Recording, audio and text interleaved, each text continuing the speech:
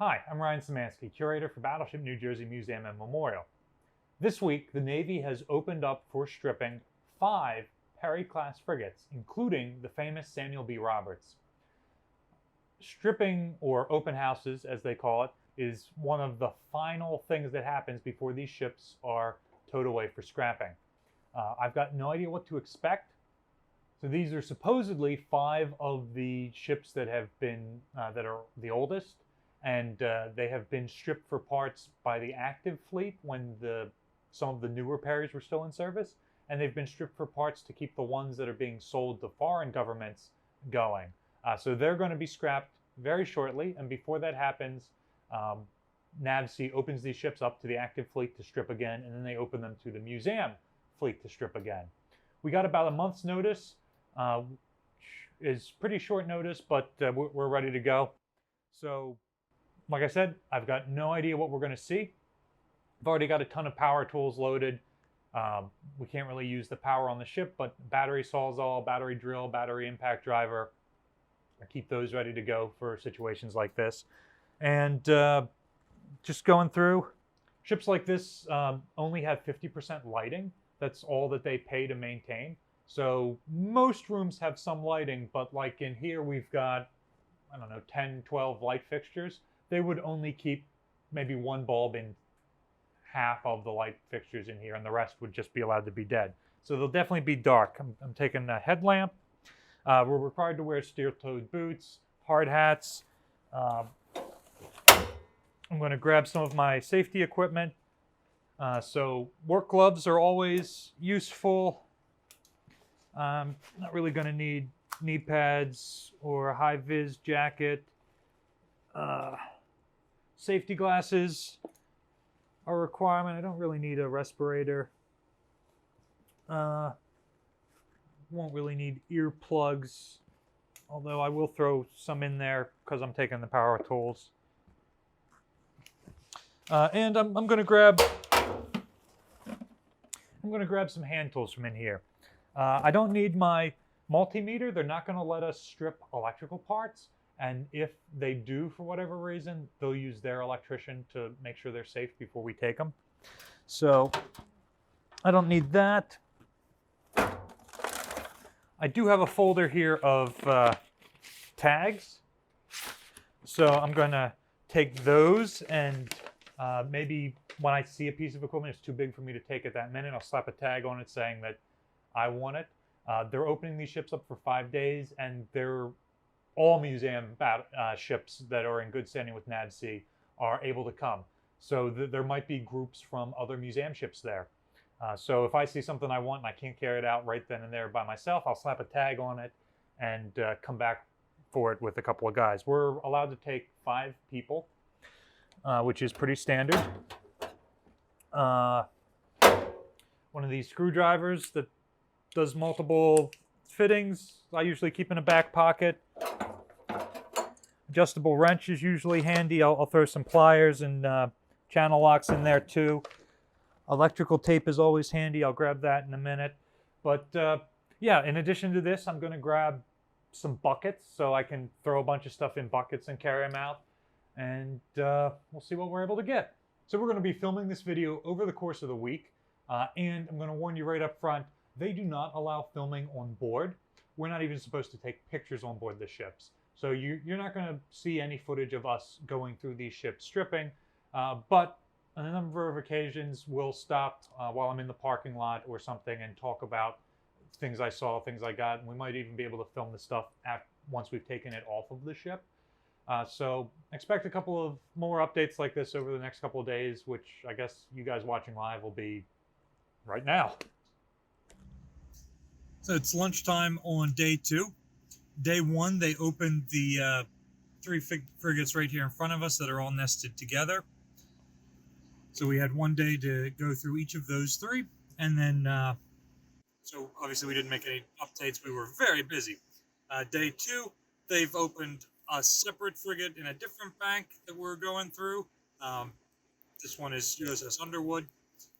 And we're in the middle of an hour-long lunch break, eating here in the car because there's nothing else to do here. So what have we been seeing? These ships have all been stripped pretty severely already. We were told to expect that these were stripped to keep the operational ones going.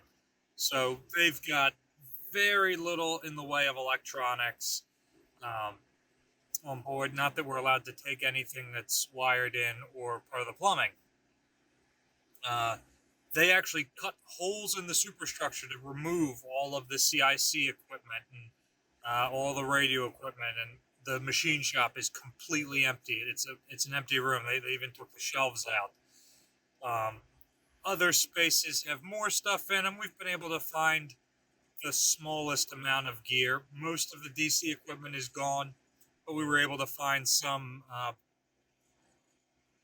hoses for pumps. We were able to find some casualty battle cable, which always comes in handy for filling in empty racks on the battleship.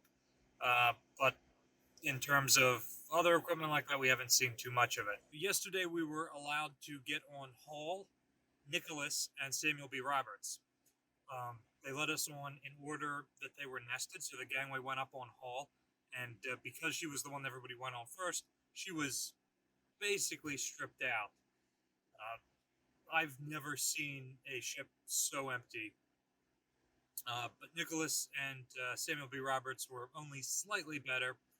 It was pretty neat getting to spend a little bit of time in the afternoon going through Samuel B. Roberts, seeing some of her damage control spaces and sick bay spaces.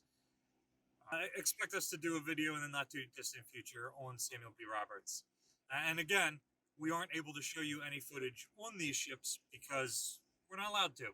They don't want you seeing what equipment's on there, what the condition is. So we are not allowed to take pictures, video, any of that. So anything we shoot is going to be from here on the pier, looking back at the ships. Yeah, so like right now we are in a public parking lot. We're not actually in the Navy Yard.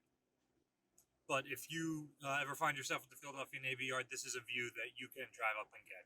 One of the challenges we've been facing is the temperature.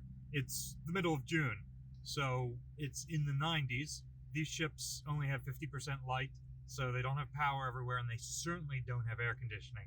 In fact, the air handling units are some of the things we're stripping parts out of. So it is quite hot inside those ships with the sun on them. You might see that I've sweat through my clothes pretty badly. We're required to wear hard hats, boots, whatnot, so it's not like we're walking around in shorts and fanning ourselves while we're on there. But carrying off all this heavy equipment in the heat of the day is kind of killing us. There's also nowhere nearby to get water from. So we were smart. We brought in a couple of bottles. We've done this before. But even that, we chugged through them during the workday, and on the drive home, we had to stop at a 7-Eleven and buy like 6 Gatorades. So, end of the week, we were able to get on board 5 of the Perry-class frigates. Those were John Hall, Underwood, Samuel B. Roberts, Boone, and Nicholas. The first 3 nested together. Nicholas, Roberts, and Hall were all very heavily stripped clean. There was very little for us to grab. We were able to grab some disparate T-handled wrenches and dogging wrenches and pry signs off the wall and things like that, which is important. People take those things off of us all the time, so to be able to replace them is a good thing. Underwood and Boone were much better off. We were able to grab 4 P100 pumps. That means that they're portable gasoline-powered pumps that can pump 100 gallons per minute. And pretty good pumps to have, more or less working order. We'll get some new gaskets in them, and we got some hoses for those, and that's a great thing to have, say, when we take the ship to dry dock and we're no longer hooked into shore power. If we were to find any sort of water intrusion, it would be good to have those around, and they're man portable. They've got handles on each end, so 2 guys can litter carry them through the ship as needed. So that was a huge find for us. We were able to find a set of ATMs. Somebody asked me, what does that acronym stand for? It's the same thing as a civilian ATM, just on a ship, automated teller machine, or whatever it's called. So they had 2 of them from roughly the same period as when the ship was in service. And we know New Jersey had at least 2, probably on the mess decks, and we found some mounting points we think match up with them. They're pretty heavy, so we haven't quite gotten them into place yet, but that's cool. We also found a card reader for a payphone and a payphone. So those are cool also. Our ship's period of interpretation is the late 80s, early 90s. And kids coming on board today maybe have never seen a payphone in their life. They certainly haven't seen the rotary phones we've got around the ship before. It's one of those things that makes you think, oh yeah, a ship is just like being at home. They need ATMs to get their pay. They need payphones to be able to call home when you're in port wired into a phone system. So being able to restore little life on board features like that, particularly from other Navy ships, is critically important to us. Other things we were able to get a bunch of light bulbs for the status boards in CEC. Those burn out all the time, and we can't find replacements. Probably the most important thing, the thing that we went and searched for first on all of these ships, was a control console for the Phalanx Sea-Wiz. That's like the one empty rack in our entire combat engagement center. Well, we didn't quite find the right panel. Obviously, these frigates only had one. They didn't have four like we did, so it's not going to be as in-depth of a panel.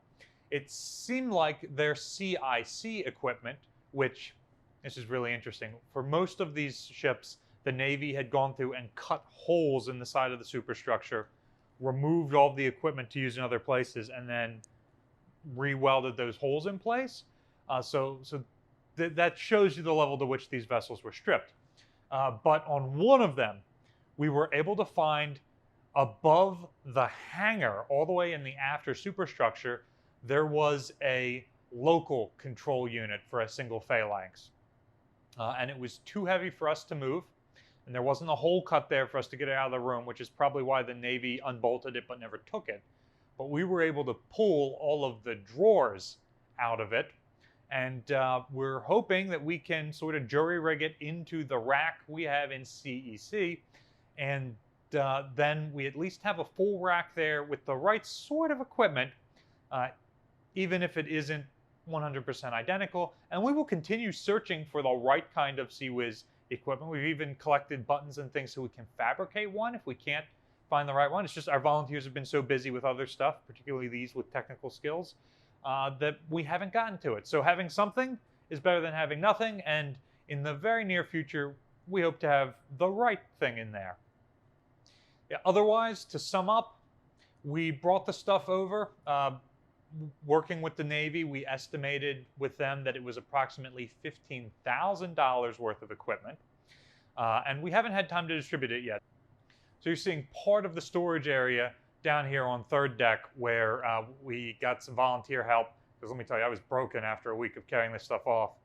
We got some volunteer help to bring it all down here, and from here I can go through and every day take one item to where it goes to make the ship seem more alive. And these sorts of open houses, or strip trips as I call them, are incredibly, incredibly important to keeping museum ships like us afloat. It was kind of disappointing for the other ships that came down, the World War II era ships, because they didn't find a whole heck of a lot they could use. But fortunately for us, still in service in the 90s, there is still equipment out there on these ships to help keep us alive. And in a couple years, that might not be the case, and we'll be in a world of hurt. But hopefully 3D printing technology and other stuff like that will have gotten to the point where we will still be able to replace this stuff. So why do we even have to replace this stuff? A lot of it was stripped off of the ship while she was in mothballs to keep other active ships going. That's very common, and that's why we didn't see much stuff on these ships that we were stripping, because the active Navy and foreign navies had been able to go through before we did. Other things, the Navy took at the time the Sea-Wiz consoles, and now the kind we used are old enough that we can find them in places. So usable stuff got taken. Stuff that was needed for other ships, for outfitting them, got taken. Other things go missing all the time on ships like this. We have 300 kids a night sleep on board during encampments. We have hundreds of visitors come through in any given week. And it's real easy to see some of these little loose fittings and pocket it to have a souvenir from your time on the battleship. And so we've got to replace these parts while the parts are still out there to do it. So your big takeaway from this, if you're able to find a CWiz console somewhere, give me a ring. And when you go and visit museum ships or any other museums like this, don't pocket things. There are reasonably priced souvenirs in the gift shop, and anything you spend there goes back into restoring the vessel. One day, I want this ship to look like the crew just walked off of it. That's the experience I want you guys to have, and I want your kids and your grandkids to have. And if the ship is empty with a bunch of empty racks, it just doesn't look like that. What feature do you look for when you're going through a museum ship to remind you that it was once a home to living people? Let us know what some of your favorite restoration initiatives and what some cool things you've seen are in the comments section down below.